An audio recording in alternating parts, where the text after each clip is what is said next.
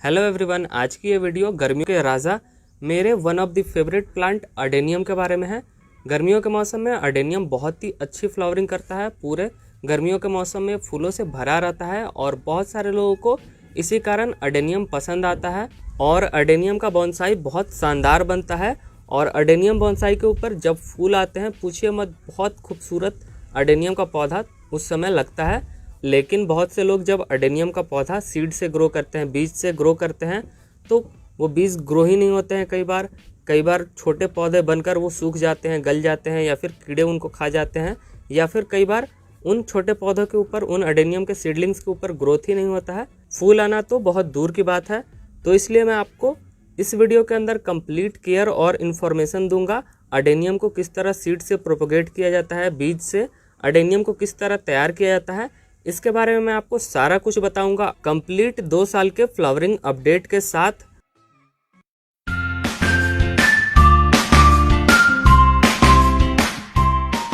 Adenium के seeds को grow करने से पहले मैं आपको कुछ बेसिक इन्फॉर्मेशन दे देता हूं अडेनियम के पौधे के बारे में। अडेनियम की काफ़ी सारी वैरायटीज़ होती हैं, जैसे कि ओबेसम, थाइसोको, अरेबिकम और भी बहुत सारे वैरायटीज़ होते हैं। और मेरे पास मैक्सिमम 200 प्लस ओबेसम वैरायटी के अडेनियम है। और इन पौधों से ही मुझे काफ़ी सारे अडेनियम के सीड्स, बीज मिल जाते हैं और इनको ही मैं प्रोपोगेट कर लेता हूं। और अडेनियम के सीड्स ग्रो करने के लिए आपको चाहिए होगा एक पॉट, गमला। गमले के बजाय आप मेरी तरह थर्माकोल कैरेट भी यूज़ कर सकते हैं, प्लास्टिक का गमला भी यूज़ कर सकते हैं। बस आपको ये ध्यान देना होगा कि जिस चीज़ के अंदर आप अडेनियम के सीड्स को, बीजों को ग्रो कर रहे हैं, उसमें वाटर लॉग ना हो, मतलब कि पानी ठहरे ना, पानी देते ही तुरंत वो बाहर निकल जाए। इसके बाद आपको चाहिए होगा पॉटिंग मीडिया। पॉटिंग मीडिया के लिए मैंने कोकोपीट लिया है, ओनली कोकोपीट, बस कोकोपीट है। इसके अलावा मैंने कोई कंपोस्ट या कोई वर्मी कंपोस्ट या दूसरा चीज़ इसमें ऐड नहीं किया है, बस मैंने कोकोपीट लिया है। आप चाहें तो रेत के अंदर लगा सकते हैं, रेत और मिट्टी के मिक्सचर के अंदर लगा सकते हैं। लेकिन आप सोच रहे होंगे कि मैंने कोकोपीट क्यों लिया। मैंने कोकोपीट इसलिए लिया क्योंकि कोकोपीट के अंदर अडेनियम के सीडलिंग का रूट ग्रोथ बहुत बढ़िया होता है। रूट्स बहुत बढ़िया ग्रो करती हैं, जो कि बाद में आगे फ्यूचर में कॉर्डेक्स बनेंगी, मोटी मोटी जड़ें जो आप देखते हैं वो बनेंगी। तो इसीलिए मैंने कोकोपीट लिया है। अगर आप में से किसी को कोकोपीट लोकल नर्सरी में या फिर आसपास नहीं मिल पा रहा है, तो मैंने अमेजोन का लिंक नीचे डिस्क्रिप्शन में दे दिया है। आप चाहें तो ऑनलाइन भी कोकोपीट मंगा सकते हैं नीचे दिए हुए लिंक से। इसके साथ साथ आपको अपने अडेनियम सीड को 2 घंटे के लिए फंगिसाइड सॉल्यूशन में डाल के रखना है, ताकि सीड कोट सॉफ्ट हो जाए। अडेनियम के सीड के ऊपर जो कवर होता है वो सॉफ्ट हो जाए। और जब आप इन सीड्स को लगाएं, जर्मिनेट करें, मिट्टी में डालें या फिर दूसरे मीडिया में डालें, तो वो मिट्टी के अंदर दबकर सड़े ना। और अगर आपको फंगिसाइड लोकली नहीं मिल रहा है आपके घर के आसपास, तो मैं अमेजोन का लिंक दे दूंगा, आप ऑनलाइन भी फंगिसाइड मंगा सकते हैं। और इसके बाद आपको अपने अडेनियम सीड्स को पॉटिंग मीडिया के ऊपर फैला देना है। आप चाहें तो लाइन सोइंग भी कर सकते हैं, एक एक करके लगा सकते हैं, लेकिन मेरे पास काफ़ी सारे सीड्स हैं तो मैं इनको इस तरफ फैलाकर ग्रो करूंगा। और अगर आपका पॉटिंग मीडिया बीज लगाते समय, सीड लगाते समय उसके अंदर मॉइस्चर हो, नमी हो, तो वो और भी बढ़िया है। मैंने कोकोपीट को इसीलिए पहले से ही गीला करके रखा है और मैं अभी बस सीड को, बीजों को फैलाकर इसको दोबारा कोकोपीट से ऊपर से कवर कर दूंगा। आपको अडेनियम के बीजों को 1/2 इंच तक ही कवर करना है। अगर आप ज़्यादा मिट्टी ऊपर डाल देंगे, ज़्यादा पॉटिंग मीडिया डाल देंगे, तो सीड नीचे दबकर खराब हो सकते हैं, वो जर्मिनेट नहीं हो पाएंगे। इसके बाद आप पानी स्प्रे करके पूरे पॉटिंग मीडिया को गीला कर दीजिए, भिगा दीजिए। इसके बाद आप अपने गमले को ऐसी जगह पर रख दीजिए जहाँ पर सुबह का 3 से 4 घंटे का धूप आए और बाकी समय अच्छी खासी रोशनी रहे। और अगर आप इन सभी चीज़ों को फॉलो करेंगे तो 3 से 4 दिनों के अंदर ही आपके अडेनियम के बीज ग्रो होने चालू हो जाएंगे। ये 3 से 4 दिन का अपडेट है। आप देख सकते हैं काफ़ी सारे अडेनियम के छोटे छोटे पौधे ग्रो हो गए हैं और कई सारे मिट्टी के बाहर अभी निकल रहे हैं और कई अभी मिट्टी के अंदर ही हैं। इस बीच आपको मॉइस्चर को मेंटेन करके रखना है, ज़्यादा आपको पानी नहीं देना है। आपको सुबह और शाम आप पानी को स्प्रे कर सकते हैं अगर आपका पॉटिंग मीडिया ज़्यादा सूख रहा है तो, नहीं तो दिन में एक बार भी स्प्रे करेंगे पानी को तो चल जाएगा। ये रहा 7 दिनों का अपडेट। 7 दिन हो गए हैं अडेनियम के सीड्स को, बीजों को लगाए और अभी आप देखिए बहुत सारे अडेनियम के बीज ग्रो हो गए हैं। आप देख पा रहे होंगे, मुझे लगता है कि 100-200 से ज़्यादा ही अडेनियम के छोटे छोटे पौधे ग्रो हो गए हैं। आपको क्या लगता है नीचे कमेंट करके ज़रूर बताइएगा। और अडेनियम को सीड से प्रोपोगेट करने का, ग्रो करने का सबसे बढ़िया समय होता है गर्मियों का मौसम। आप मार्च, अप्रैल, मई, जून, इन सभी महीनों के अंदर अगर आप अडेनियम के बीज को, सीड को लगाते हैं तो आपको बहुत ही बढ़िया रिजल्ट मिलेगा। बरसात में कई बार ज़्यादा नमी के कारण सीड बीज खराब हो जाते हैं या फिर छोटे पौधे सड़ने लगते हैं। और सर्दियों के मौसम में तो अडेनियम का पौधा वैसे ही डोरमेंसी में रहता है, उसकी ग्रोथ नहीं होती है। लेकिन अगर आप बीज अडेनियम का सीड अगर पूरे साल में किसी समय लगाएं तो वो ग्रो हो जाएंगे, लेकिन उनका सर्वाइवल रेट अच्छा नहीं रहेगा, मतलब कि वो लंबे समय तक टिक नहीं पाएंगे। अगर आप मार्च से लेकर जून के महीने में अडेनियम के बीज को लगाते हैं तो उनका सर्वाइवल रेट बहुत बढ़िया होता है, वो लंबे समय तक टिकते हैं, मतलब कि सड़ते गलते नहीं हैं। ये रहा 20 दिनों का अपडेट। अडेनियम के बीज लगाए 20 दिन हो गए हैं और अभी आप देखिए लगभग सभी अडेनियम के बीज ग्रो हो गए हैं। आप देख पा रहे होंगे पूरे सरफेस के ऊपर अडेनियम के छोटे छोटे पौधे फैले हुए हैं और आप देखिए कितने प्यारे लग रहे हैं।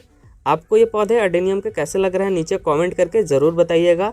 और अगर आपको ये वीडियो पसंद आ रही है तो इस वीडियो को एक लाइक करके इस चैनल को ज़रूर सब्सक्राइब कीजिएगा, क्योंकि आपका एक सब्सक्राइब मेरे लिए बहुत महत्व रखता है।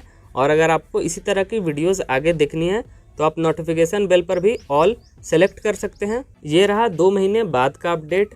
अभी हमारे अडेनियम के सीडलिंग काफ़ी हेल्दी हैं, काफ़ी अच्छी तरह ग्रोथ कर रहे हैं, लेकिन फिलहाल अभी इन पौधों के ऊपर कीड़े लगना चालू हो गए हैं। मैंने अडेनियम के सीड्स को पिछले साल मई के महीने में लगाया था और जुलाई आते आते बरसात चालू हो जाता है, जिसके कारण मेरे इन सभी सीडलिंग के ऊपर कीड़े लग गए हैं जो कि इनके पत्तियों और तनों को खा रहे हैं।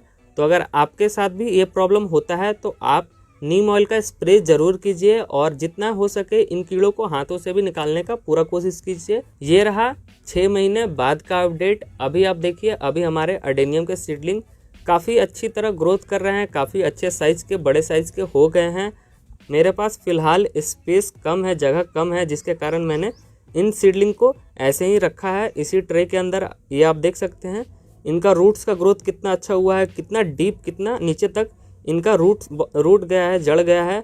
और आप कॉर्डेक्स भी देख सकते हैं, कॉर्डेक्स भी अच्छा खासा बनने लगा है। तो इसीलिए मैंने आप सभी लोगों को बोला था कि आप अडेनियम का सीड कोकोपीट के अंदर ही लगाइए। और इस स्टेज में आप अपने अडेनियम के सीडलिंग्स को रिपोर्ट कर सकते हैं। जब आपका अडेनियम का सीडलिंग 4 से 6 महीने का हो जाए तो उस समय अगर आप इनको रिपोर्ट करेंगे तो इनका ग्रोथ और भी फास्ट होता है। ये रहा 1 साल बाद का अपडेट। 1 साल के बाद आपके अडेनियम के सीडलिंग्स कुछ इस तरह के दिखेंगे। अभी फ़िलहाल जस्ट सर्दियाँ ख़त्म ही हुई हैं तो इनमें उतना अच्छा अभी आपको ग्रोथ नहीं दिखेगा, लेकिन आप पौधे का साइज़ देखिए, ये 1 साल के अंदर कितना अच्छा ग्रो कर गए हैं, कितने लंबे हो गए हैं। और मुझे पूरा उम्मीद है कि जैसे ही इनका ग्रोथ स्टार्ट होगा तो इनमें फ्लावरिंग फूल भी आना चालू हो जाएंगे। और अगर आप चाहें तो इस स्टेज में इन पर ग्राफ्टिंग भी कर सकते हैं। ये रहा 2 साल बाद का अपडेट। मेरे पास काफ़ी सारे अडेनियम के सीडलिंग्स हैं जिनको मैंने 2 साल पहले लगाया था और अभी आप देखिए 2 साल के होते ही इनमें कितना बढ़िया फ्लावरिंग स्टार्ट हो गया है।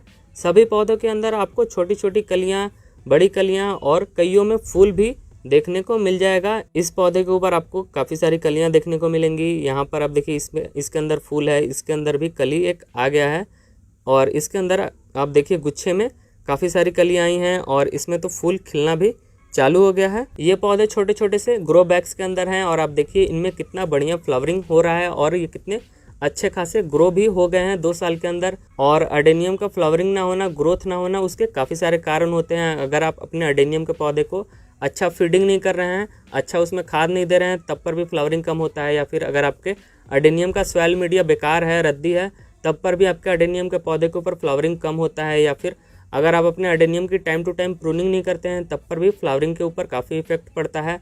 और अगर आपका अडेनियम का पौधा नीचे से रॉट हो रहा है, सड़ रहा है, तब पर भी आपका अडेनियम का पौधा फ्लावरिंग कम करेगा। इसके अलावा भी काफ़ी सारे कारण होते हैं जिसके कारण अडेनियम के पौधे के ऊपर फूल नहीं आते हैं।